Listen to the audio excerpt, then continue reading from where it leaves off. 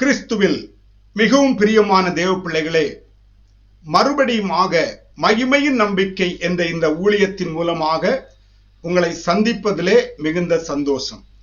இன்றைய நாளிலும் இயேசு கிறிஸ்துவை குறித்து நிறைவேறின பழைய ஏற்பாட்டு தீர்க்க தரிசனங்கள் என்கிற தலைப்பின் கீழ் இயேசுவை குறித்து நிறைவேறின ஒரு தீர்க்க தரிசனத்தை நாம் பார்க்க இருக்கிறோம்.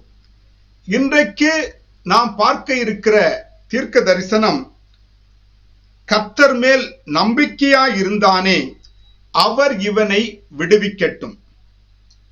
இந்த வசனம் எழுதப்பட்டிருக்கிற பகுதி சங்கீதம் 22 அதிகாரம் 7-8 வசனங்கள். என்னை பார்க்கிறவர்கள் எல்லாரும் என்னை பரியாசம் பண்ணி உதட்டை பிதுக்கி தலையை துலுக்கி, கர்த்தர் மேல் நம்பிக்கையாயிருந்தானே அவர் இவனை விடுவிக்கட்டும், இவன் மேல் பிரியமாயிருக்கிறாரே இப்பொழுது இவனை மீட்டு விடட்டும் என்கிறார்கள். இந்த தீர்க்க தரிசனம் இயேசு கிறிஸ்துவனுடைய வாழ்க்கையிலே எப்பொழுது நிறைவேறினது என்பதை நாம் பார்க்க இருக்கிறோம்.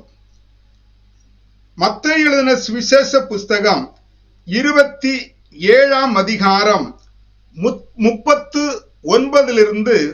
43 முடிய உள்ள வசனங்கள். அந்த வழியாய் நடந்து போகிறவர்கள் தங்கள் தலைகளை துலுக்கி தேவாலயத்தை இடித்து 3 நாளைக்குள்ளே கட்டுகிறவனே, உன்னை நீயே ரட்சித்துக்கொள். நீ தேவனுடைய குமாரனானால் சிலுவையிலிருந்து இறங்கி வா என்று அவரை தூஷித்தார்கள். அப்படியே பிரதான ஆசாரியரும் வேத பாரகரும் மூப்பரும் பரியாசம் பண்ணி மற்றவர்களை ரட்சித்தான், தன்னைத்தான் ரட்சித்துக் கொள்ள திராணி இல்லை. இவன் இஸ்ரவேலின் ராஜாவானால் இப்பொழுது சிலுவையிலிருந்து இறங்கி வரட்டும், அப்பொழுது இவனை விசுவாசிப்போம். தன்னை தேவனுடைய குமாரன் என்று சொல்லி தேவன் மேல் நம்பிக்கையாயிருந்தானே அவர் இவன் மேல் பிரியமாயிருந்தால் இப்பொழுது இவனை ரட்சிக்கட்டும் என்றார்கள். மார்க் எழுதின சுவிசேஷ புஸ்தகம் 15 அதிகாரம் 29 முதல் 32 முடிய உள்ள வசனங்கள்.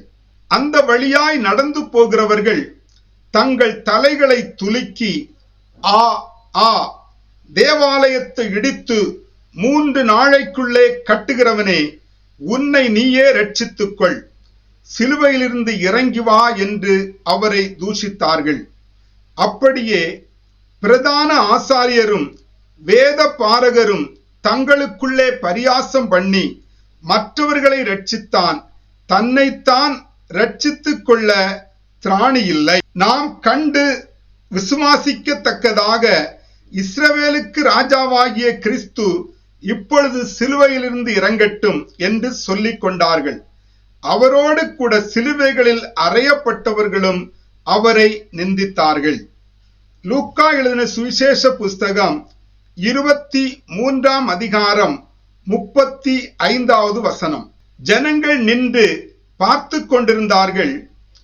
அவர்களுடனே கூட அதிகாரிகளும் அவரை இகழ்ந்து, இவன் மற்றவர்களை ரட்சித்தான், இவன் தேவனால் தெரிந்து கொள்ளப்பட்ட கிறிஸ்துவானால் தன்னைத்தானே ரட்சித்துக் கொள்ளட்டும் என்றார்கள். இவ்விதமாக சங்கீதம் 22:7-8 சொல்லப்பட்ட தீர்க்க தரிசனங்கள் முழுமையாக நிறைவேறினது. இயேசு சிலுவையிலே அறையப்பட்ட போது இயேசுவின் இருபக்கம் சிலுவையில் அறையப்பட்டிருந்த கள்வர்கள் நிந்தித்தார்கள். அது மாத்திரமல்ல, அங்கிருந்த வேத பாரகர், பரிசேயர், மூப்பர்கள் எல்லாம் தங்களுடைய தலையை துலுக்கினார்கள். தலையை துலுக்கி மற்றவர்களை ரட்சித்தான், இவன் இஸ்ரவேலின் ராஜாவாக இருந்தால் தன்னைத்தான் ரட்சித்துக் கொள்ளட்டும், தேவன் மேல் நம்பிக்கையாய் இருந்தானே அவர் இவனை மீட்டு விடட்டும் என்று எல்லாம் சொல்லி பரியாசம் பண்ணினார்கள். இவ்விதமாக பழைய ஏற்பாட்டிலே தம்மை குறித்து இப்படி நடக்கும் என்பதை அவர் எழுதி வைத்துவிட்டு புதிய ஏற்பாட்டிலே ஒவ்வொரு காரியமும், இயேசுவை குறித்து சொல்லப்பட்ட ஒவ்வொரு தீர்க்க தரிசனமும் செம்மையாய் துல்லியமாய் நிறைவேறினது. எப்படிப்பட்ட தெய்வம் நம்முடைய தெய்வம்! இப்படிப்பட்ட மேன்மையுள்ள, மகத்துவமுள்ள, சொல் தவறாத, நேற்றும் இன்றும் என்றும் மாறாத தெய்வம் இயேசுவை தவிர வேறு யாராவது உண்டா?